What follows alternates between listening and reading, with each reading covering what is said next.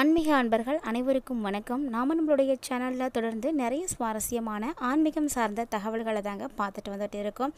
அந்த வரிசையில் இன்றைக்கி நம்ம பார்க்கக்கூடியது வரக்கூடிய 26ஆம் தேதி அன்று நிகழக்கூடிய அற்புதமான சேஷ்ட அமாவாசையை பற்றின சுவாரஸ்யமான தகவல்களையும், இந்த அமாவாசைக்கு அப்புறமா ஏற்படக்கூடிய கிரக மாற்றங்களின் அடிப்படையில் மேசராசினியர்கள் கிடைக்கக்கூடிய பலன்கள் எப்படி இருக்க போகுது அப்படின்னு தான் தெரிஞ்சுக்க போகிறோம். பொதுவாக அமாவாசை அப்படின்னாலே ரொம்பவே முக்கியமான ஒரு நாள், நல்ல நாள் அப்படின்னு தான் சொல்லணும். அந்த அமாவாசைகளில் மாதந்தோறும் வரக்கூடிய அமாவாசைகளுக்கு தனித்துவமான தன்மைகளானது இருக்குது. ஸோ அது அப்படி பார்க்கையில் தற்போது வரக்கூடிய அமாவாசை சேஷ்ட அமாவாசைன்னு சொல்லுவாங்க. இது ஒரு முக்கியமான ஒரு நாள். முன்னோர்கள் பூமிக்கு வரக்கூடிய இந்த நாளில் வட்ட சாவித்திரி விரதம் மற்றும் சனி ஜெயந்தி ரெண்டுமே கொண்டாடுவாங்க. ஸோ 2025ஆம் ஆண்டினுடைய மே மாதம் 26ஆம் தேதி வரக்கூடிய இந்த அமாவாசை அவ்வளவு சிறப்பு வாய்ந்தது. என்ன மாதிரியான விஷயங்கள் எல்லாம் செய்தால் இந்த அமாவாசையில் நமக்கு நன்மைகள் கிடைக்கும் அப்படிங்கிறதையும், பித்ருதோஷம் நீங்குவதற்கு என்ன மாதிரியான எளிமையான பரிகாரங்கள் செய்யணும் அப்படின்றதையும் தொடர்ந்து பார்க்கலாம். கண்டிப்பாக ஒவ்வொருவருமே அமாவாசையில் வழிபாடுகள் செய்கிறது ரொம்பவே நல்லது. ஏன்னா அமாவாசை அப்படின்னாலே முன்னோர் தாங்க. முன்னோர் வழிபாட்டுக்குரிய இந்த ஒரு நாளில், இந்த ஒரு அற்புதமான திதியில் அவங்கள வழிபாடுகள் செய்யும் பொழுது நமக்கு வேண்டிய அத்தனை விதமான மங்களகரமான விஷயங்களும் நடக்கும்.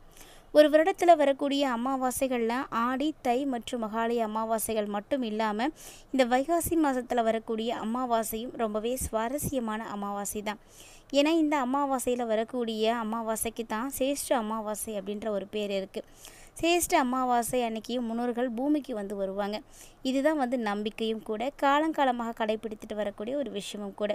ஸோ இந்த நாளில் பித்ருக்களுக்கு பூஜை செய்கிறதோ அல்லது பித்ருக்களுடைய தோஷ சாந்திகள் செய்கிறதோ ரொம்பவே முக்கியமானது. அன்னைக்கு சனிதேவனுடைய ஜெயந்தியும் இருக்கிறதுனால சேஷ்ட அமாவாசை அன்னைக்கு சனி பகவானுக்கு நீங்கள் நல்லெண்ணெய், கருப்பு எள் இது போன்றவற்றையெல்லாம் அர்ப்பணித்து வழிபாடுகள் செய்கிறது ரொம்பவே நல்லதுங்க.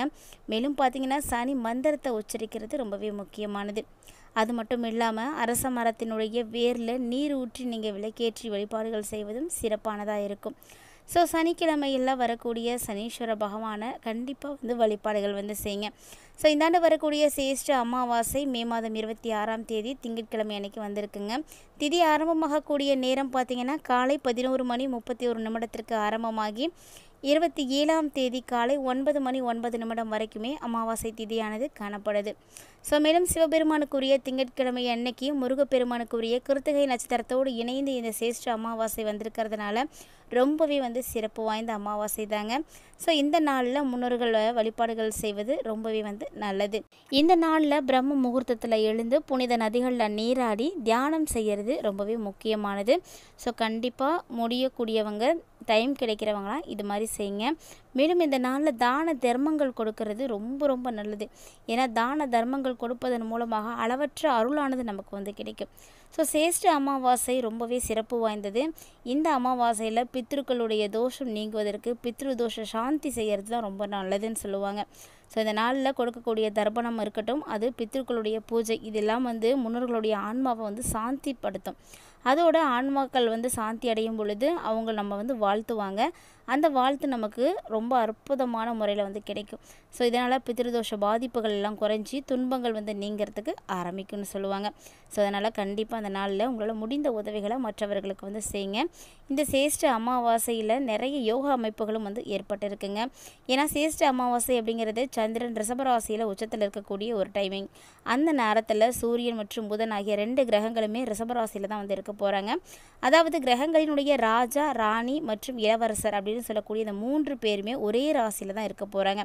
சூரியன், சந்திரன், புதன் இந்த 3 கிரகங்களும் ஒரே ராசியில் இருக்கும் பொழுது கண்டிப்பாக ரொம்பவே அற்புதமான மாற்றங்கள் ஏற்பட இருக்குங்க. 3 பேருமே ஒரே ராசியில் இருக்கக்கூடிய நேரத்தில் திருமண வாழ்க்கைக்கு ரொம்பவே உகந்ததாக இருக்கும். ஸோ சூரியன் மற்றும் புதனுடைய சேர்க்கையும் இந்த டைமில் இணையறதுனால புது ஆதித்ய யோகமும் கூட உருவாக போகுது. சந்திரனை தவிர சுக்கிரனும் மீனத்தில் உச்சத்தில் இருப்பார். குருவும் பார்த்திங்கன்னா சந்திரனில் இருந்து 2வது வீட்டில் இருக்க போகிறாரு.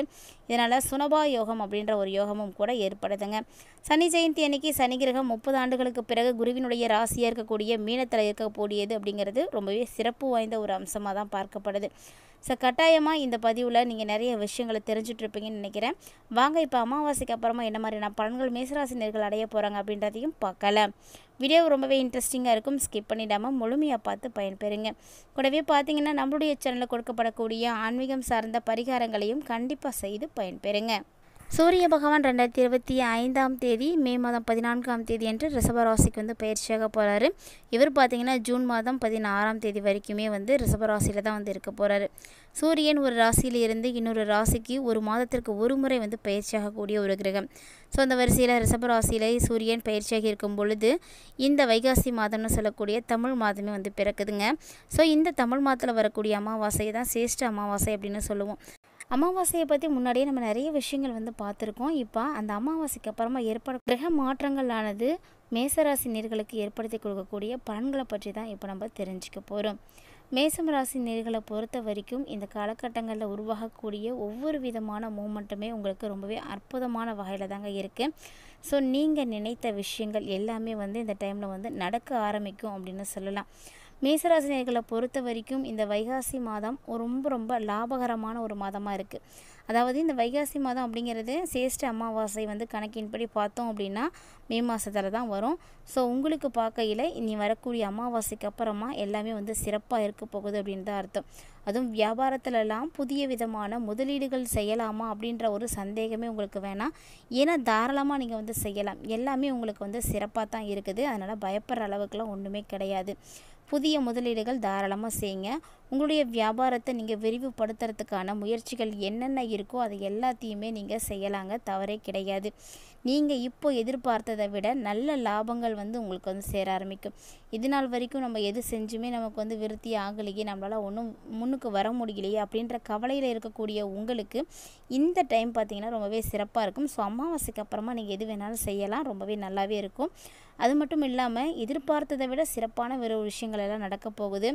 வேலையிலும் சரிங்க, நீங்கள் என்ன விஷயம் செஞ்சாலுமே சரி, என்ன செய்கிறீங்களோ அதில் நீங்கள் எதிர்பார்க்குறத விட சற்று கூடுதலான ஒரு நல்ல பலன்கள் தான் உங்களுக்கு வந்து கிடைக்க போகுது.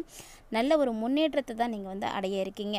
அது மட்டும் இல்லாமல் இதுவரைக்கும் குடும்பத்தில் நீங்கள் இழந்த சந்தோஷத்தை இப்போ வந்து மீட்டெடுக்க போகிறீங்க. ஏன்னா குடும்பம் அப்படின்றது ரொம்பவே முக்கியமான ஒரு விஷயம். சமூகத்தில் குடும்பம் அப்படிங்கிறது ஒரு அங்கமாக இருக்குது. அந்த சந்தோஷத்தை வந்து ரெட்டிப்பாக்கக்கூடிய ஒரு சூழ்நிலைகளெல்லாம் இந்த டைமில் மேசராசி நேயர்களுக்கு உருவாக போகுது. ஸோ குடும்பத்தில் நல்ல ஒரு மகிழ்ச்சியானது நிறைந்திருக்கும். மேலும் இந்த டைமில் நீங்கள் கவனமாக இருக்க வேண்டிய ஒரே ஒரு விஷயம் என்ன அப்படின்னா உங்களுடைய ஆரோக்கியம் மட்டும்தாங்க. ஏன்னா ஆரோக்கியம் சம்மந்தப்பட்ட விஷயத்தில் தான் நிறைய விஷயங்களில் உங்களுக்கு பாதிப்புகளானது ஏற்பட இருக்குது. கண்டிப்பாக ஆரோக்கியத்தை நல்லபடியாக பார்த்துக்கோங்க. ஏன்னா நாம் நல்லா இருக்கோம், ஆரோக்கியமாக இருக்கோம் அப்படின்னா மட்டும்தான் கண்டிப்பாக நம்மளால் எல்லா விஷயங்களையுமே துணிந்து வந்து செய்ய முடியும். இந்த மாதத்தை பொறுத்த வரைக்கும் கண்டிப்பாக மேசராசி நேயர்கள் உங்களுடைய உணவு பழக்க வழக்கங்களில் நல்ல கவனம் செலுத்துங்க. அளவான உணவுகள் சாப்பிடுவதும் தேவையான உறக்கம் கொடுப்பதும் உங்களுடைய உடல் நலத்தை ஆரோக்கியமாக வச்சுருக்கிறதுக்கு உதவியாக இருக்கும். ஸோ என்ன பண்ணுறீங்கன்னா உங்களுடைய உடம்பை ஜாக்கிரதையாக வந்து பார்த்துக்கிறது அவசியமானது. ஏன் அப்படின்னா இந்த காலகட்டங்களில் சனி பகவானும் உங்களுக்கு விரயத்தில் இருக்கிறாரு. சனி வந்து விரய சனியாக இருக்கும் பொழுது நிறைய மருத்துவ செலவுகளை கட்டாயமாக ஏற்படுத்தி தான் கொடுப்பாரு. அது நம்ம எல்லாருக்கும் தெரிஞ்ச ஒரு விஷயந்தான். அதனால் நம்மளுடைய உடம்பை நம்ம நல்லா பார்த்துக்கும் பொழுது அந்த மருத்துவ செலவுகளை வந்து அதிகமாகாமல் தடுக்க முடியும், ஏற்படாமலாம் தடுக்க முடியாது. கண்டிப்பாக ஏதாவது ஒரு வகையில் உங்களுக்கு மருத்துவ செலவுகள் அப்படின்றது இருக்கத்தான் செய்யும். மருத்துவ செலவுகள் இருக்கும் அப்படின்னு சொல்லியிருக்கோம் அப்படின்றதுக்காக கவலைப்படாதீங்க. நீங்கள் செய்யக்கூடிய சின்ன சின்ன விஷயங்களில் மாற்றங்கள் கொடுக்கும் பொழுது கண்டிப்பாக அதனுடைய தாக்கங்கள் வந்து குறையும். செலவுகளை வந்து கண்டிப்பாக நம்மளால் குறைக்கவும் முடியும். இருப்பினும் கூட இந்த டைமில் ஏற்படக்கூடிய மாற்றங்கள் தான் உங்களுடைய வாழ்க்கையில் மிகப்பெரிய அளவில் முன்னேற்றத்தை கொடுக்க போகுது. அதை மறந்துடாதீங்க. ஸோ மேசராசி நேயர்களை இது வரைக்கும் நீங்கள் எப்படி இருந்தீங்களோ பரவாயில்ல, ஆனால் இந்த அமாவாசையிலிருந்து ஒரு புதிய மனிதராக மாற்றம் பெறுங்க. வாழ்க்கையினுடைய உச்சத்துக்கு நீங்கள் போகிறதுக்கு ரொம்பவே உதவியாக இருக்கும். கிரக அமைப்புகள் நமக்கு சரியான அளவில் சப்போர்ட்டை கொடுக்கும் பொழுது நம்மளுடைய உழைப்பு, திறமை, தன்னம்பிக்கை இதையும் கொஞ்சம் அதிகமாகவே கொடுத்தோம் அப்படின்னா நம்மளுடைய வாழ்க்கையில் நம்ம முன்னேற்றம் அடைய முடியும். ஸோ பல காலங்களாக நம்ம சந்தித்து வந்த பிரச்சனைகள் தீர்வதற்கு இது ஒரு அற்புதமான ஒரு வாய்ப்பு. ஸோ மேசராசி நேயர்கள் மிஸ் பண்ணாமல் இந்த வாய்ப்பை வந்து பயன்படுத்திக்கோங்க. இருந்தாலுமே கூட இந்த மாதத்தில் நிகழக்கூடிய கிரக மாற்றங்களின் அடிப்படையில் உங்களுக்கு சிறப்பான பலன்கள் கிடைப்பதற்கு கண்டிப்பாக உங்களால் முடியும் அப்படின்னா முருகப்பெருமான தினந்தோறுமே வழிபாடுகள் செய்யுங்க. இந்த வருடத்தில் உங்களால் முடியும் அப்படின்னா திருச்செந்தூர் சென்று ஒரு முறை முருகனை வழிபாடு செய்துட்டு வருவது ரொம்பவே நல்லதை வந்து ஏற்படுத்தி கொடுக்கும். இந்த பதிவில் தமிழ் கடவுளாக இருக்கக்கூடிய முருகப்பெருமான மேசராசினியர்களாகிய நீங்கள் திருச்செந்தூர் சென்று வழிபட்டு வந்திருக்கீங்க அப்படின்னா மறக்காமல் வீடியோக்கு ஒரு லைக் பண்ணுங்கள். கூடவே வீடியோ கீழே இருக்கக்கூடிய கமெண்ட் பாக்ஸில் ஓம் சரவணபவ அப்படின்ற முருகனுக்குரிய அற்புதமான மந்திரத்தை மறக்காமல் 3 முறை பதிவு செய்யுங்க. முருகனுடைய நல்லாசி கிடைக்க பெற்று உங்களுடைய வாழ்க்கையினுடைய தரம் பார்த்தீங்கன்னா உயர ஆரம்பிக்கும். இந்த பதிவில் மேசராசினியர்களுக்கு இந்த சேஷ்ட அமாவாசைக்கு அப்புறமா ஏற்படக்கூடிய மாற்றங்களானது எப்படி இருக்குது, என்ன விஷயத்தில் கவனமாக இருக்கணும் அப்படின்றத பற்றியெல்லாம் தெளிவாக தெரிஞ்சுட்டு இருப்பீங்கன்னு நினைக்கிறேன். வீடியோ பிடிச்சிருந்தால் லைக் பண்ணுங்கள், ஷேர் பண்ணுங்கள், மறக்காமல் கமெண்ட் பண்ணுங்கள். மேலும் இது போல மற்றொரு சுவாரஸ்யமான ஆன்மீக தலைப்பில் சந்திக்கலாம்.